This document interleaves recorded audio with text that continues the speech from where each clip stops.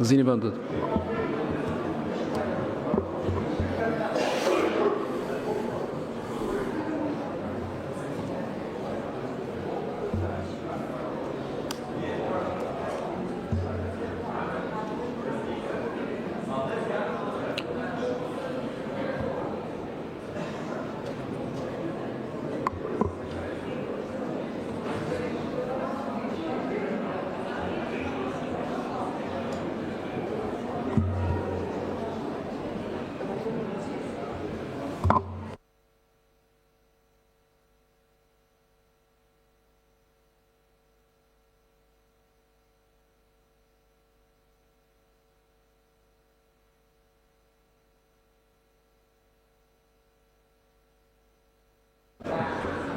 Ju lutem zini vendet, kemi rifilluar seancën. Atëherë të lutem të hap seancën. Pastaj keni drejt flisni.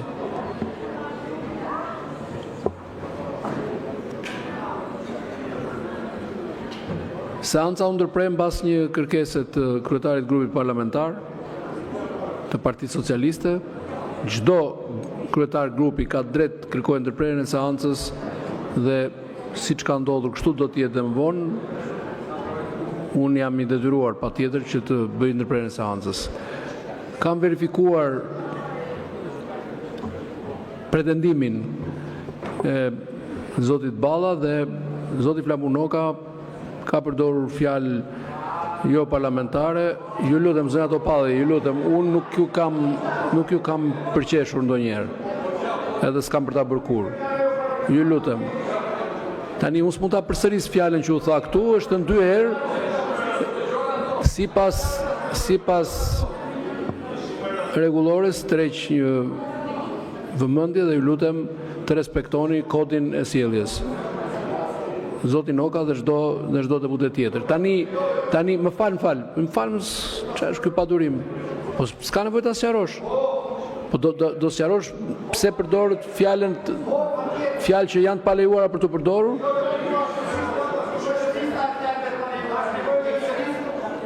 E ka fjalori gjuhës shqipe, edhe kodi sjelljes. Ju lutem, ka mundësi të vijojmë. Tani ka dhe 8 kërkesa ose 9 kërkesa për procedurë. Ka dhe kërkesa për... Ta mbaroj fjalën, zoti Noka, ta mbaroj fjalën se nuk jam duke mohuar të drejtë në askujt për të folur. Thjesht po ju njoftoj, po ju informoj se ku jemi. Jemi te pika që duhet të votojmë, të dëgjojmë një folës pro dhe një folës kundër, lidhur me propozimin apo me kërkesën e paraqitur me shkresë nga grupi parlamentar, unë nuk e kuptoj këtë padurim, Partisë Demokratike për mos futje në rendin e ditës të pikës avokatit të popullit. Keni regjistruar disa deputet nga 2 krahat kanë regjistruar kërkesën për procedurë, ka dhe kërkesë për replik nga zoti Myllykbashi, janë edhe zonja Topalli, janë 8 kërkesa.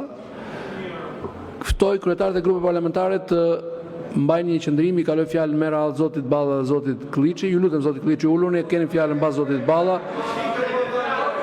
për të diskutuar se si do të vijojmë. Do të vazhdojmë me përsëritjen e të njëjtës kërkesë për procedurë apo do të kalojmë te një folës pro, një folës kundër. Unë nuk po mohoj asgjë. Nëse kryetari i grupit parlamentar të Partisë Demokratike kërkon që të respektohet radha, të flasin të gjithë procedurë, do flasin të gjithë procedurë siç e kanë kërkuar. Kështu që lutem, nuk ka asnjë arsye për të ngritur zërin. Jemi zoti Myllykbashi, do ta merrni fjalën me një herë. Tani po ftoj grupet parlamentare të mbas ndërprerjes së seancës të mbajnë qëndrimin e tyre për vijimin e seancës. Nuk do të thotë ndërprerje e seancës. Zoti Noka, ti e di mirë se sa e vërtetë është ajo që the. Unë isha duke folur. Seanca është ndërprerje ku unë isha duke folur. Ta mbaroj unë, pastaj të flasi. Për mua nuk ka asnjë ndryshim, jemi në rifillim të seancës, do flasin kryetarët e grupeve parlamentare dhe më pas do flas Zoti Bilukbashi dhe Zonja Topalli. Se cila është diferenca, kush flet i pari apo jo, apo i dyti, unë këtë nuk e di, po gjithsesi këtë e vendos, këtë interpretim e bën kryetari i kuvendit, referendum rregullores. Fjala për Zotin Balla, më pas Zoti Klliçi. Zonja dhe zotri deputet. Mendoj se shpreh vlerësimin e të gjithë deputetëve në këtë sallë se sotmja është një seancë shumë e rëndësishme. Qoftë për ju, qoftë për ne, e mbi të gjitha për gjithë shqiptarët. Në seancën e sotme ne miratojmë buxhetin e shtetit, nën për nën dhe në tërësi bashkë me paketën fiskale.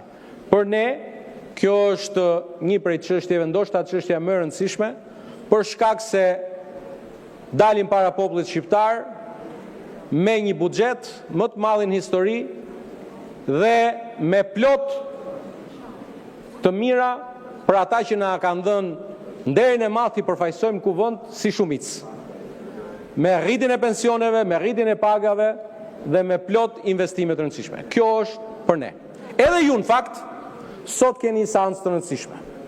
Por serioziteti i forcës tuaj politike për kauzat që i lini rrugës është edhe kjo tallje që sapo bëni sot. Kemi diskutuar siç duhet ishte, lutem, ka mundësi të them edhe unë dy fjalë?